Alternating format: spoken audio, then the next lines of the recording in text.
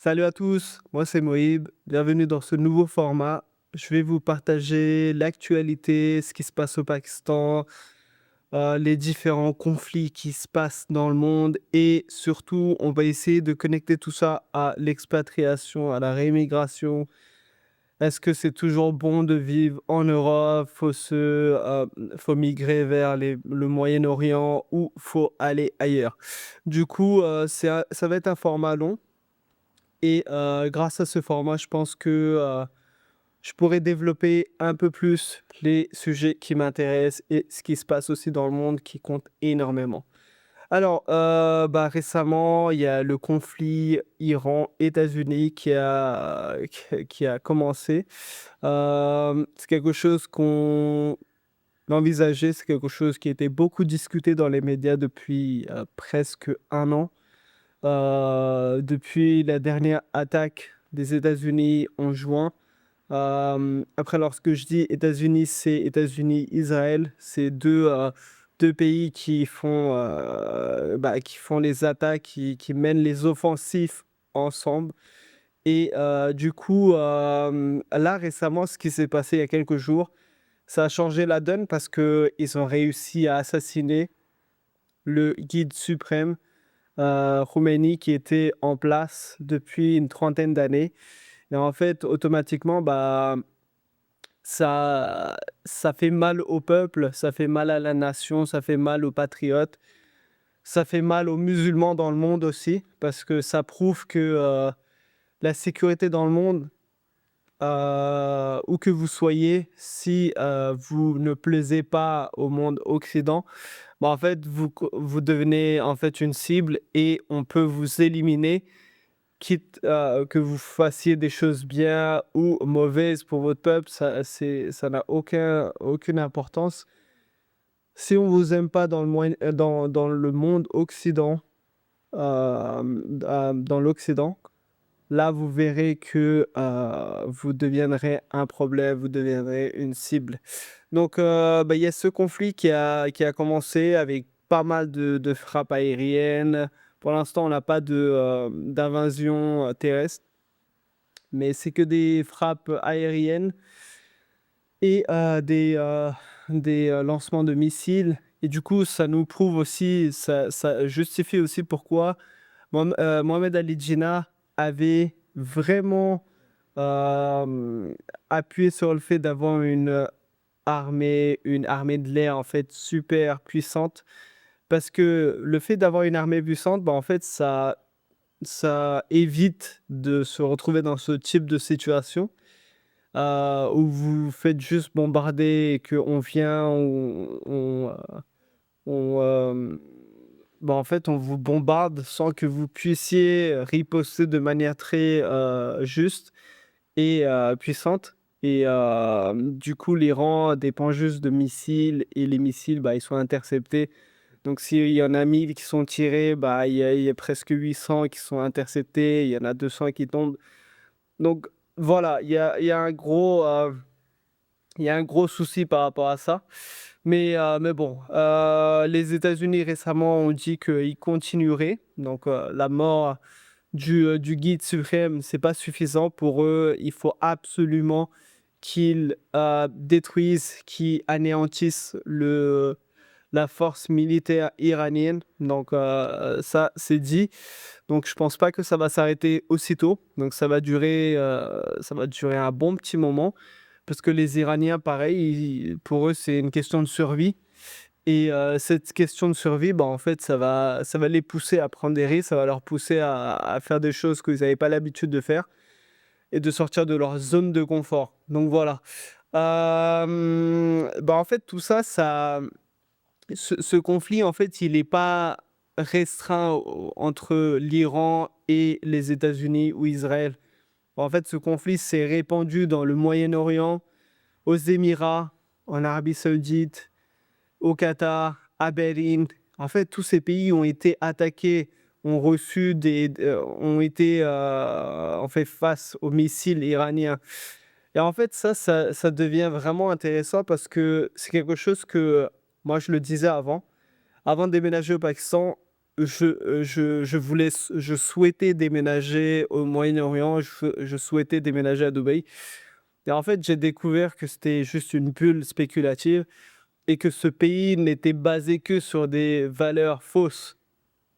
Donc, à partir du moment où il se passe quelque chose de mauvais et que les Émirats n'arrivent pas à contrôler, en fait, les gens vont fuir et ça va être la catastrophe parce que ça va être effet domino et on pourra plus contrôler, en fait, tout ça. Donc, c'est bien beau, très belle infrastructure, très belle économie. Ils ont bien fait, ils ont bien monté tout ça, ils ont bien présenté tout ça. Joli branding, j'adore ce qu'ils font et tout. Mais tout ça, c'est basé sur des valeurs vraiment instables. Et on l'a vu aujourd'hui, on l'a vu pendant ce conflit, que il suffit que quelques missiles tombent dans vos zones touristiques et, et c'est fini. Le Golfe, du coup, il est en train de prendre une bonne raclée parce que Paris sont pas capables de se défendre. Ils ont peut-être une armée de l'air, ils ont peut-être quelques soldats, milliers de soldats, je pense. Mais ils n'ont jamais vécu de guerre, ils n'ont jamais fait la guerre, ils ne savent pas ce que c'est faire la guerre. Ils ont pas de nation aussi résiliente que le Pakistan, par exemple. Donc, très, très compliqué pour eux. En plus, toute leur économie, bah, en fait, elle dépend du détroit d'Ormuz et ça devient très compliqué pour eux parce que si leurs bateaux, leurs ports ne fonctionnent plus, je veux dire, ça va devenir très, très compliqué avec le temps, ça va être pire que la pandémie, en fait. Donc voilà, la zone du Golfe, elle va souffrir énormément et en fait, automatiquement, ben, tout le monde sera impacté. Et puis voilà, donc faut faire attention un peu à tout ça, hein. Faut pas mettre tous ses œufs dans le même panier. Donc ceux qui souhaitent déménager aux Émirats, ceux qui souhaitent vivre aux Émirats, faut penser à ça. Faut pas tout investir aux Émirats, faut garder un peu ailleurs. Faut garder au Pakistan, très important. Le Pakistan, c'est l'un des pays les plus sûrs du monde musulman parce que il a l'arme nucléaire et il a une armée qui fait la guerre depuis une trentaine d'années. Du coup, ensuite, ouais, bah, il y a les ambassades américaines qui sont attaquées par les drones. Ça on l'avait compris. Beaucoup de bases militaires et ambassades américaines qui sont attaquées, que ce soit en Arabie Saoudite ou aux Émirats ou un peu partout. Donc, j'avais entendu qu'en Turquie aussi, il y avait eu une attaque, mais bon, je suis pas sûr par rapport à ça. J'ai pas eu de confirmation dans les médias turcs ou ailleurs. Donc, je peux pas me prononcer sur ça. L'impact de l'économie, bah, ça va être très très dur. Ça peut être pire que la pandémie. La pandémie, c'était vraiment, ça allait crescendo. Mais là, ça peut être bien pire parce que si on est bloqué parce qu'il y a trop d'instabilité, il y a trop de risques en fait de faire partir les bateaux ou de faire voler les vols d'avions, ça va être très compliqué. On a vu le marché de la bourse qui s'est effondré. Au Pakistan, il y a une grosse chute. Je n'ai pas vu ce qui s'est passé ailleurs, mais ça a été énorme et automatiquement, bah, ça va affecter beaucoup de gens.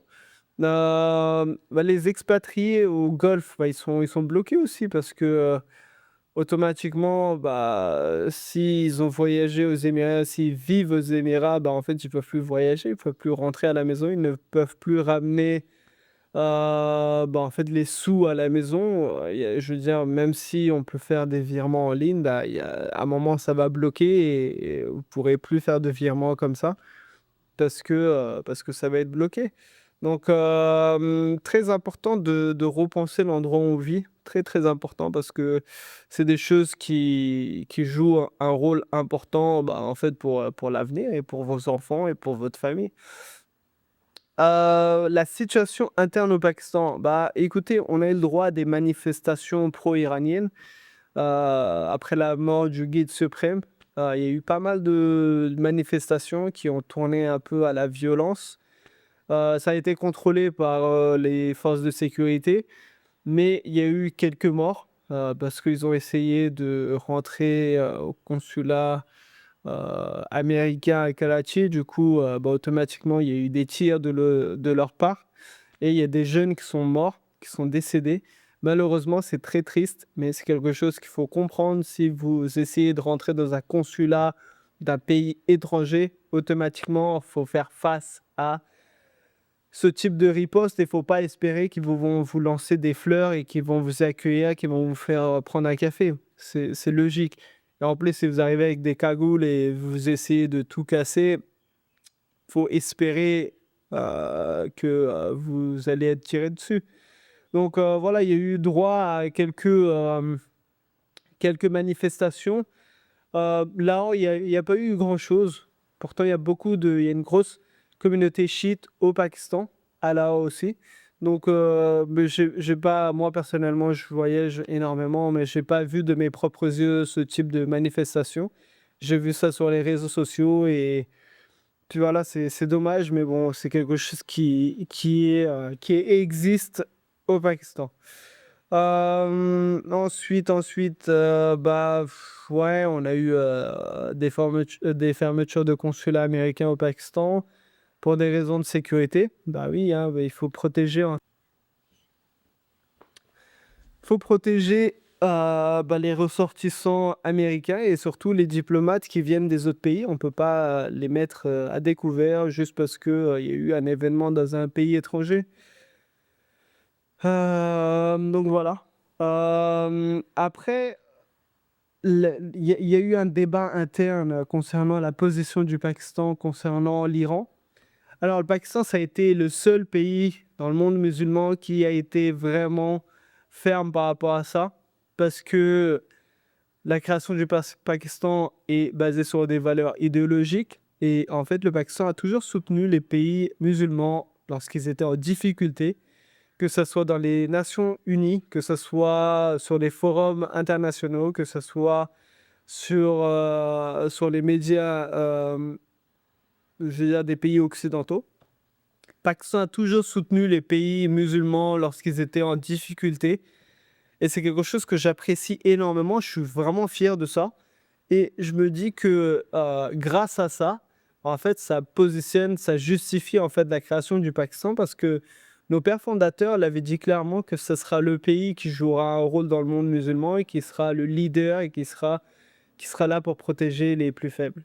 Donc, et l'Iran nous a remerciés par rapport à ça et l'Iran n'a pas tiré de missiles vers nous parce qu'on n'a pas de base militaire américaine et surtout on a des consulats, mais bon, ils n'ont pas attaqué les consulats américains qui sont au Pakistan. Pourtant, ils sont très très importants. C'est des grosses zones restreintes. C'est des grandes ambassades avec beaucoup beaucoup de personnel. Mais l'Iran n'a pas tiré de missiles au Pakistan parce que ils ont compris que le Pakistan était avec eux, était en train de les soutenir et c'était pas le moment de se mettre tout le monde à dos. Donc voilà, quelque chose de super important, c'est là où vous comprenez le positionnement, la situation du Pakistan, comment le Pakistan pense et comment le Pakistan se positionne lorsqu'il se passe ce genre de choses. Pakistan ne soutient aucun conflit entre deux pays musulmans. Il ne prendra jamais part. C'est quelque chose qu'il faut l'écrire, faut le graver dans votre mémoire. Pakistan ne prendra jamais part dans un conflit musulman. Et si vous entendez ça quelque part, c'est toujours de la propagande anti-Pakistan. Donc, il y a un truc aussi important, c'est que on vit dans un monde où l'ordre mondial est remis en question. On se demande vraiment si les Nations Unies, ça sert vraiment à quelque chose aujourd'hui. Parce que on est en train de subir, on est en train de passer par des moments où les décisions sont prises vraiment de manière individuelle. C'est les pays, c'est les chefs d'État qui décident qui veulent attaquer, comment faire, quand le faire.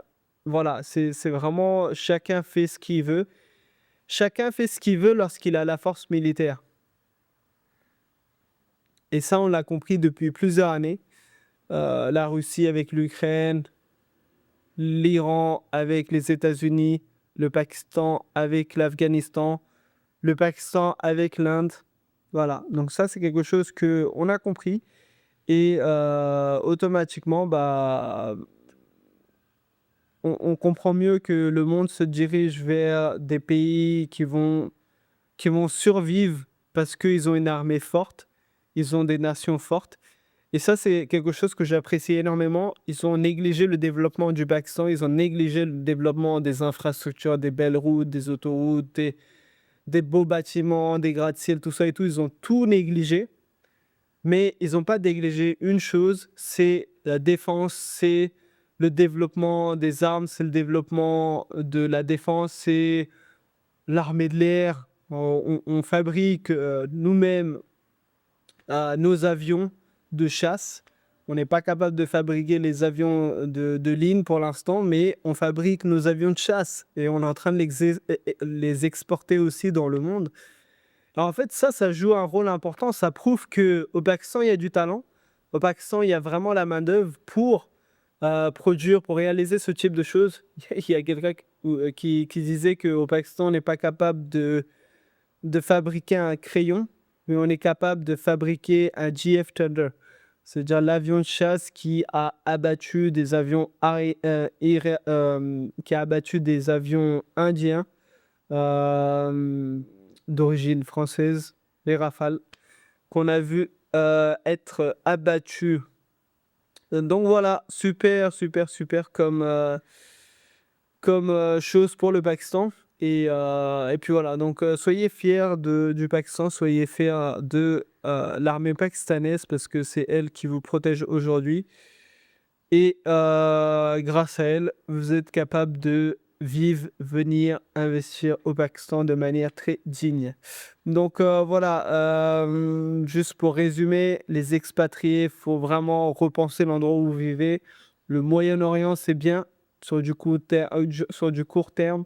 Faut y aller, faut faire des petits investissements, faut faire du business et faut partir.